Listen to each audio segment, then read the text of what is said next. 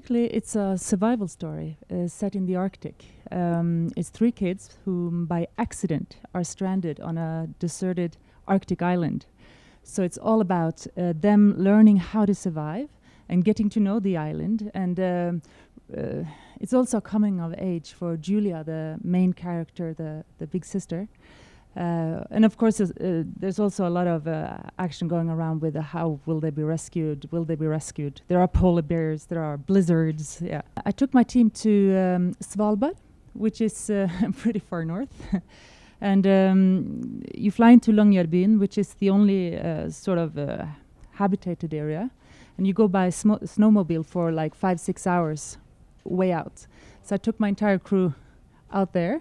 So I wanted to do it that way because it's about a really remote location. I really wanted to show Svalbard. I wanted to show the Arctic for real, not pretend, not go to somewhere and say it's, you know, close enough. So it is actually the Arctic that you see. You can't go anywhere without an armed guard because they are all around you and they're hungry. And of course, when you're there with a big crew, and none of us are really used to being there under some, you know, a place that's so dangerous. But also the weather, I mean, it can change real fast. And there's a scene with Christopher Hivju, who's doing Game of Thrones, is one of the actors, where you see a blizzard, and it was a blizzard, you know, so you sort of have to pin down the photographer and throw Christopher in front of the camera with his dogs. And of course, those are, this is not made, those are uncontrollable circumstances, but of course we had a lot of people taking care of us and making sure we were safe. But I wanted it as real as possible, you know, to really show the way it really is.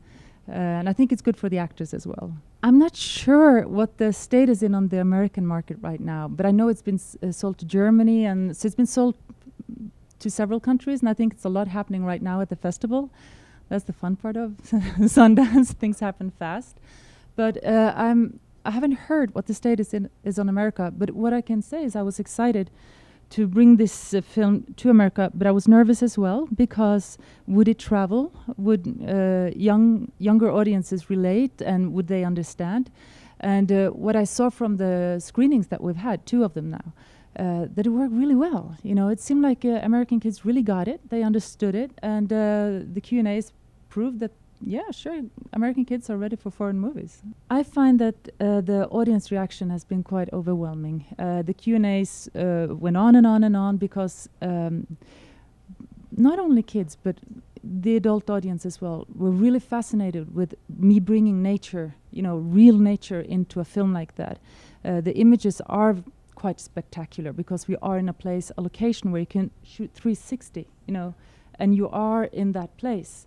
So a lot of questions, I think a lot of people sort of engaged at that level, but I also think, of course, there are a lot of animals. There are polar bears in the film, and we've actually filmed a lot. Aggie up in Canada, who's a professional polar bear actress. She's the biggest actress in the world. She's huge, you know. But so we shot some screenshots with her because there's some interaction between her and the polar bear and the kids. But there are also a lot of shots there that are with the real polar bears that we have filmed in Svalbard. So I think that the gist of what I get back is that people really respond and connect to me bringing nature. It's so close to the audience through the movie.